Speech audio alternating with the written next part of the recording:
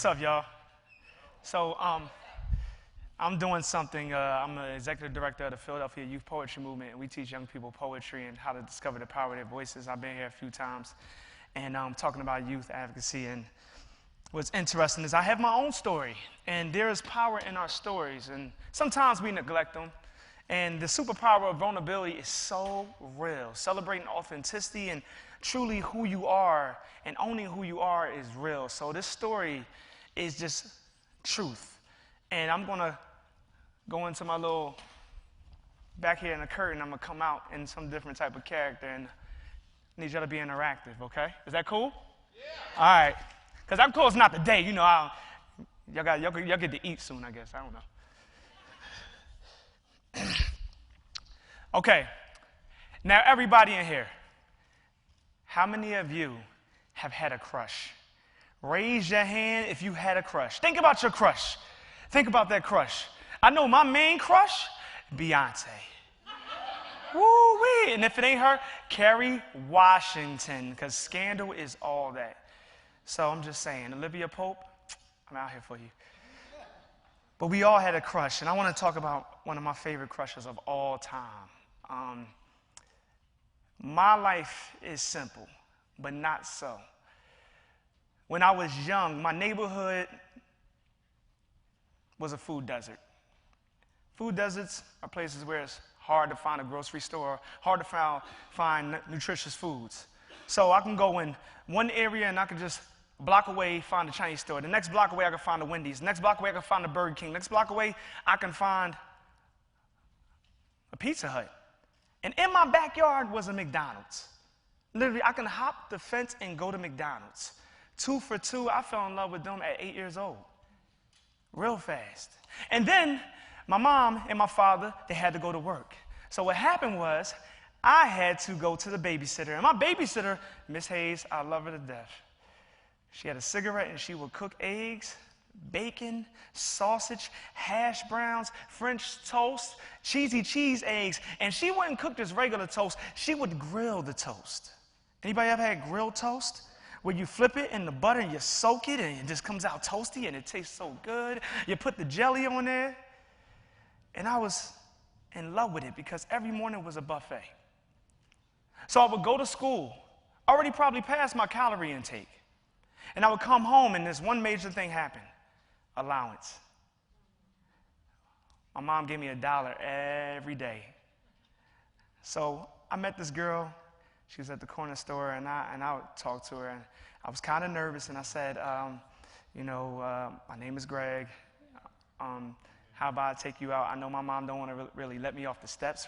You know, we can get on the bus, even though, how about we could take a walk? I could buy you some things. And I seen her every day. She was a little beautiful white girl with blue eyes. Her name was Little Debbie. I'm talking about strawberry shortcakes and Swiss rolls, honey buns. You don't understand it. Sometimes I cheated on her with tasty cakes, y'all. It was not a game.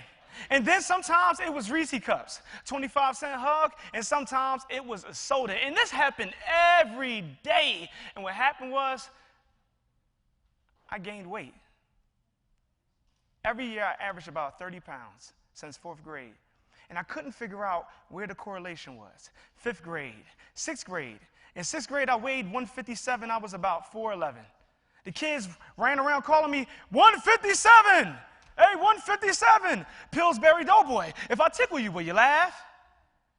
I hated that. Feel me? Or how about Twinkie? If I squeeze you, will cream come out your mouth? And all these names terrorized me. And I would go home and I would feel alone. And I would think about suicidal thoughts. And I didn't want to be here. I felt ashamed. I didn't want to be here. I got too used to enjoying my own death, swallowing it every day. I was addicted to the food. The same thing that was giving me the problems I needed to cope with. So every day I would hit the corner store and me and Little Debbie, we would talk in my head, in my stomach, and this happened every day. And then, how many people have played basketball? Well, the women y'all may not have experienced this, but there's this thing they do when they can't afford jerseys in certain community recreation centers. And they say, skins in shirts! That was the most terrifying thing to me. Instead of thinking about which zone we're going to practice on, what plays, how to set a screen, how good my jump shot is, I'm thinking about skins and shirts. And I hope he doesn't call me skins and shirts. Skins and shirts. Nate, your shirts. James, shirts. Greg, skins. But coach, please, I can't take off my shirt. I can't do it. No, I can't. If you don't take your shirt off, you're not getting in the games when we play them. I'd rather play the sport I love than be embarrassed. So I run up and down the court. Suicides. Suicides. Suicides. Pass the ball. While I'm dribbling the ball, my chest is dribbling too. They paying attention to me. My teams, they mock me. Pinching my chest. Come here, titty boy. Shoot jump shots. Instead of putting their hand in the face, they pinching my chest. The girls on the sideline, the ones I had crushes on, are teasing me. You need a training bra, they say.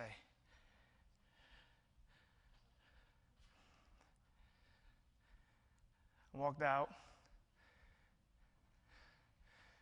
3 weeks later, I was in a summer camp, beat up and distressed. It was either basketball or swimming we got to pick. I said, there's this thing my father used to always say. He said, life can be hard no matter what people do. It's always going to get more difficult. It's either sink or swim. And I never learned how to swim. Even during those hot summer days when the sun was cooking the skin of the city's flesh that would motivate us to find a sense of cool. Something refreshing to pass the time during the days where the heat provided humidity and rising air pollution. I wanted to learn how to backstroke, breaststroke, and dive. I wanted to have fun, dunking the girls in the water while secretly being fresh with my fingers. But they always came with rules like no running, no diving, no street clothes, no shirts. I never wanted to take off my shirt, though. I didn't want anybody to see me half naked because of the breast attached to my chest. Yes, breast. I had a nice size A cup, too. In 12th grade, I had a surgery to get them removed called gynecomastia. That's a whole nother story. Back to this one. One day in summer camp, things changed for the worse. It was swimming day. I dreaded those days and wished they were replaced with basketball every time they were on the schedule. While making my way to the pool, the camp counselor stopped me dead in my tracks and said, "Where are you going with that shirt on? You have to take it off."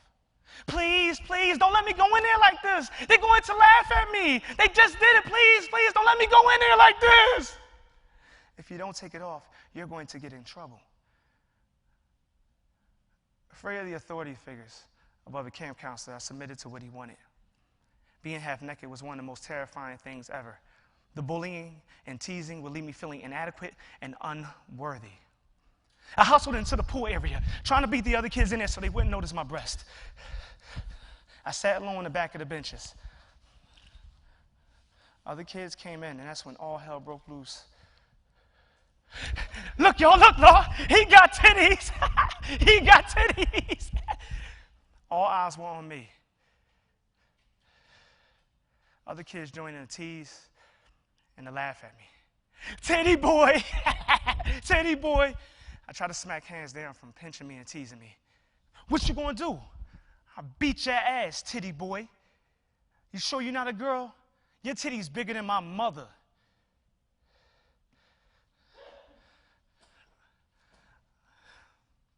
All I could do was just break down and cry. Feeling bombarded with insult after insult, I just broke down and cried. I sat there alone with no counselor around, feeling helpless, hopeless, and powerless. Other girls jumped in. Leave him alone. Why y'all keep messing with him? He's crying. Leave him alone. All right, we'll leave him alone if he keep crying like a little punk-ass bitch. Power. We regain it. We embrace it. We love it. We love it. We want control so much that we try to control the God inside of us. We're addicted to the images on television, to the low self-esteem. Just pop a pill for anything. Just download an app for anything. Count my calorie intake. I've been counting calories since I was 8. I know how it feels to do mathematics. I know how it feels to be a mathematician when it comes to my appetite of destruction. I know what it's like. In 7th grade, after this, the doctor tells me, you may need surgery. We could wait a couple of years, but you may need surgery. We can give it a couple of years. Once you get in the gym, do some push-ups, but you still might need surgery. In 9th grade, I finally got hold of my weight gain. I started playing basketball more and more. Between 1994 and 1995, I lost 40 pounds in one summer. I came back to play JV in varsity. As it progressed, I still had breasts. I still had the body image issues. I still didn't want to take off my shirt. Until this day, at 33 years old, I don't know how to swim. I don't know how to save my own life if anything happened. Because I'm afraid of what I look like naked. And it's a struggle every day. 95% of the time I take off my shirt, I'm still ingrained with that mentality that I am not good enough. Just an inkling of me is not good enough, and I am good enough. But it's a struggle being vulnerable. It's a struggle being real. It's a struggle saying I have not conquered the mountain that I have built within myself. It is a struggle. In 12th grade, right before my last basketball season in high school, desperate for a college scholarship and the opportunity to start point guard and shooting guard, I submitted to the idea of surgery, gynecomastia. I have a half-inch scar on each nipple. Still struggle to feel my nipples because the tissue is still healing. I have scars on the side of my rib cage where they drain blood from. But what's in the scar? The self-esteem, the image, the illusion. What's in the scar? The cut, the definition. What's in the scar? The commercials, the advertisements. What's in the scar? The masculinity, the perfection, the imperfection, the love, the hate. What's in a scar? Acceptance. What's in the scar? A chance to heal and empower a world by letting them know that your story is still going on and everybody has an opportunity to help you co-write it, because we cannot do this alone. There's a Zulu saying, I see you. And it translates to saying, the God in me sees the God in you. We are all the same, all meant to inspire one another, all meant to help each other, all meant to help one another love each other. So there's some solutions for my food addictions. There's meditation. Currently, I'm investing in doing yoga 3 or 4 times a week. I work out, and I've struggled with weight gain my entire life, but I've been consistent since 2005, and nobody would ever know. Imagine if they had Instagram in 1995. You think I would have took pictures of myself? No.